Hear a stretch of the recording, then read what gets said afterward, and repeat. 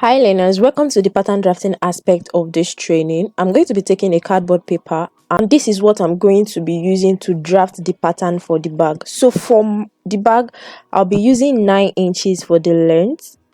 So that means the bag is going to be 9 inches long and it's going to be 8 inches tall. That's the height of the bag. So you can use whatever measurement for your bag. So just make sure that it is, if I'm using 9 by 8 inches, then you can use 10 by 9, you can use 12 by 11, and so on and so on, like that. And if you want it to be smaller, they can go ahead to use 7 by 6 and thereabouts. But here I am using 9 by 8 inches, and that's what I'm cutting out right now. So I've marked it and I'm cutting it out right now. So you do not have to use the exact measurement I used in this. If you feel the bag is small, then you can make yours to be bigger. So I'm using 9 by 8 inches here. You can use 10 by 11. You can use 12 by 13. Etc. So I'm labeling it. The height is 8 inches and the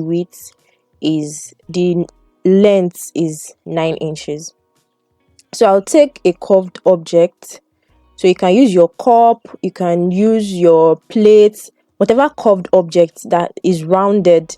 So you use it to create a curve at the corner of the bag. Then you fold into two along the length. So along that 9 inches, that's what I'm folding into two here. And in order to protect the width of this bag from being short, I'm going to move up a bit from where the curve ended.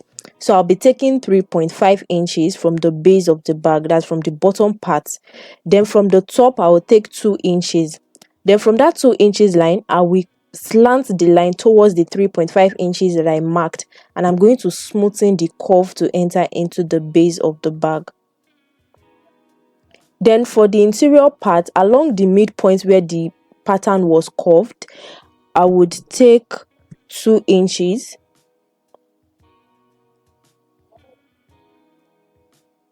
I'll take 2 inches and then mark a straight line.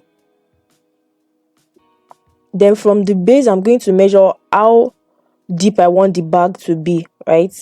So I'm taking 4.5 inches here. I'm using 4.5 inches here. And I'll connect the two lines.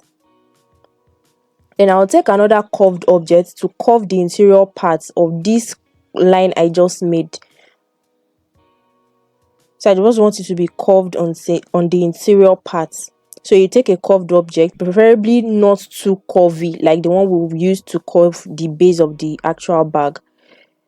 So after getting these dimensions, I'm going to cut out all the lines that I have made. So all the manipulations, I'm going to cut that out.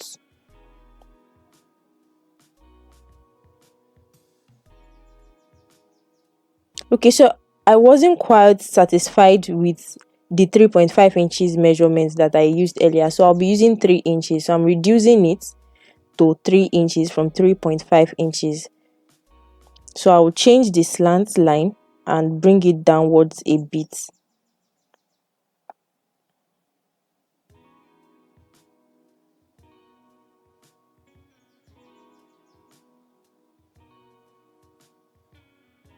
So I'm going to smoothen out the corners that I have there so that I have something very rounded.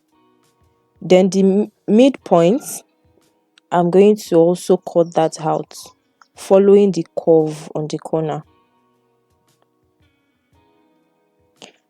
So we open it up. If you like what you have here, you go ahead to construct your bag. If you do not like what you have, you continue to manipulate it till you get what you like. So here I'm not quite satisfied with what I have, so I want to push in the curve a bit. So I'll add another ½ inch to the interior parts. So I do not like the curve that is in the middle. It's too short, it's too small, so I extended it. And then I'm going to go over the process again for the curving.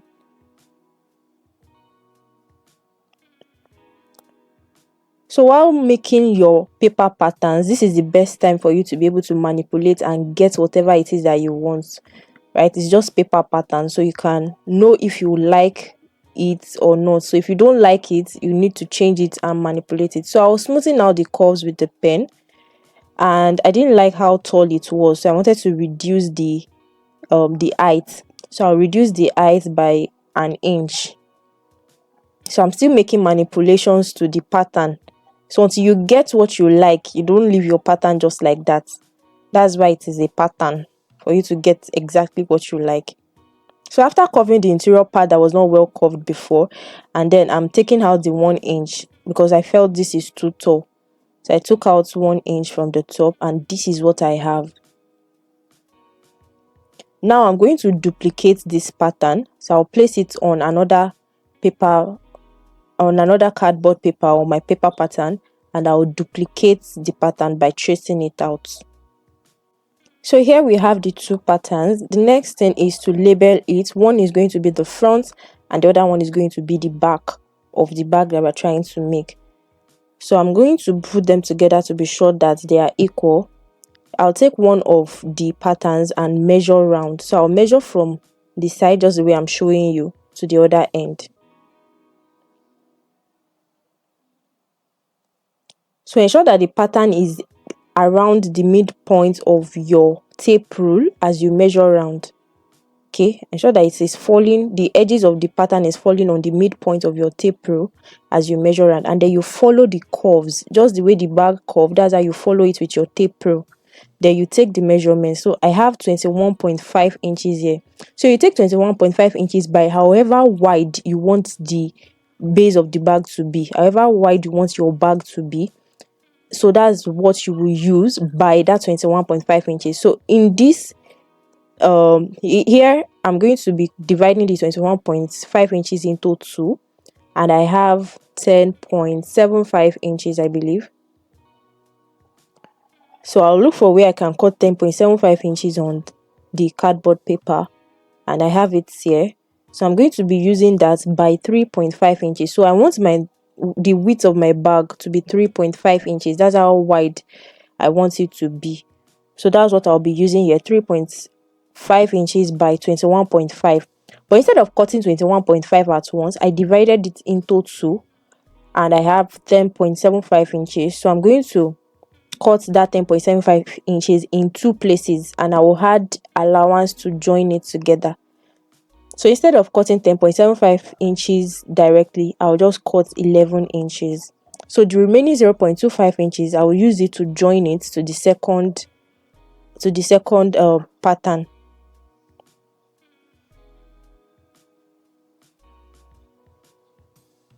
So you cut this out. So you have the 2 patterns here. So it's supposed to be joined to one. So I'll take the gum. So whatever gum you're using, use it to join the patterns together to become one.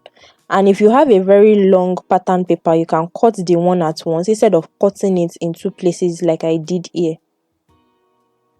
So if you measure it the whole length, you should have 21.5 inches. If it is more than 21.5 inches, then you should trim it out.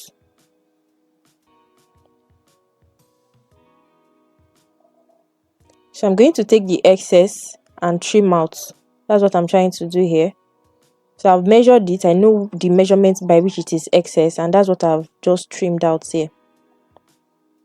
So once you have the pattern as a whole like that, next thing is to take the measurement of where you slanted the bag, right?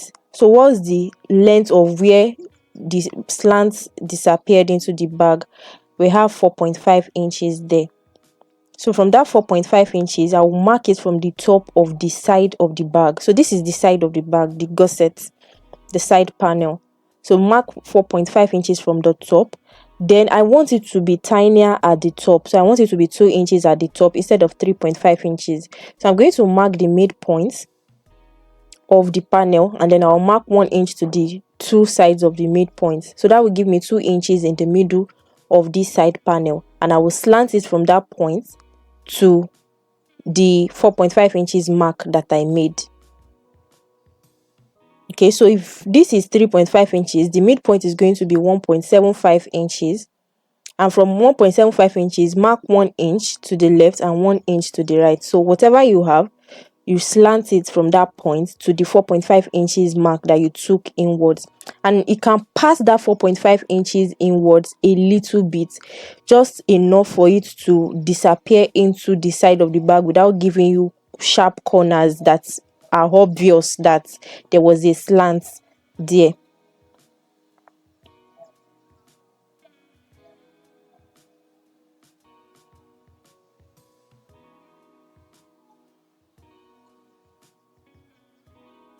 So you trim the slant out, you trim it out that way.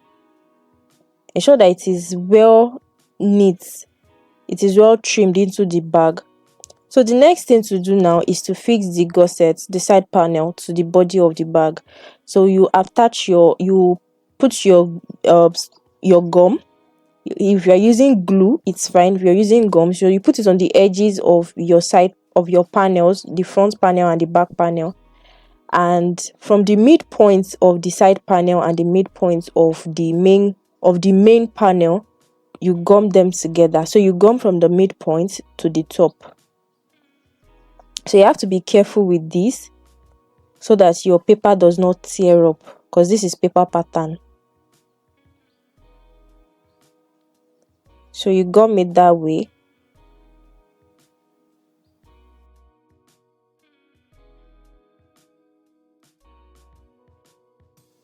So here we fixed one side of the main panel to the side panel. Then you take the second one and then you also fix to the panel. So you fix the panels together, just gum them.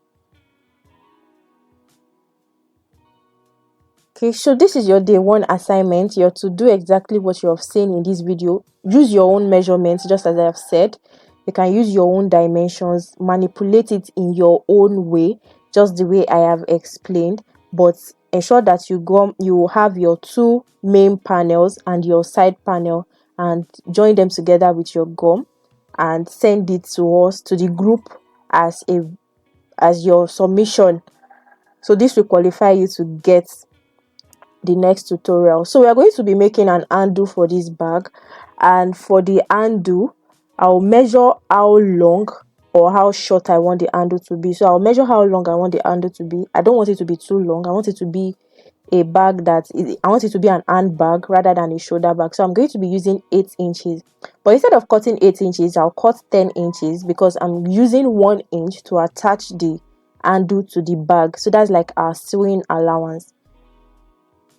So I'll take another pattern paper and I'll use 10 inches. So I'll mark where I can get 10 inches. Remember I said instead of 8 inches, I'll be cutting 10 inches, even though it is 8 inches that I need. So I'll mark 10 inches by whatever width I want the handle to be. But 1 inch is okay for me, for my handle. And that's what I'll be using here. So I'll mark out 1 inch. That's 10 inches by 1 inch for the handle. So however long you want your handle to be, if you want your own bag to be a shoulder bag or to even be a crossbody bag, make your handle to be that long, right? You don't necessarily have to follow the measurements that I used in this video. I just wanted you to be able to see firsthand how you can make a bag with your paper pattern. So once you are able to make this, it makes it a lot easier for you to make real bags, because this is just the basics. This is the beginning. If you understand how these lines come to be, you understand the measurements, you understand the coupling, the assembling process, then it will be easy for you to make an actual bag. So after cutting out the handle, I'll apply my gum on the edges, on that 1 inch that I added to the measurements. Then I'll fix it on the bag. Okay, so I'm going to be fixing it on the interior parts of the bag.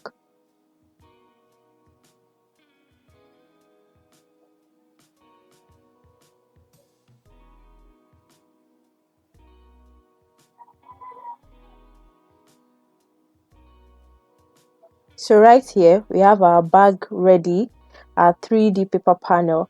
The I said they are ready. It is ready. So also we would love to see yours. Please ensure to submit it before the next class tomorrow.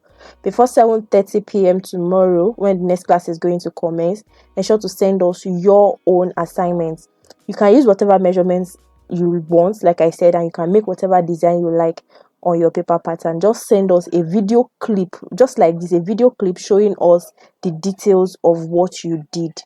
Thank you so much and have a great night.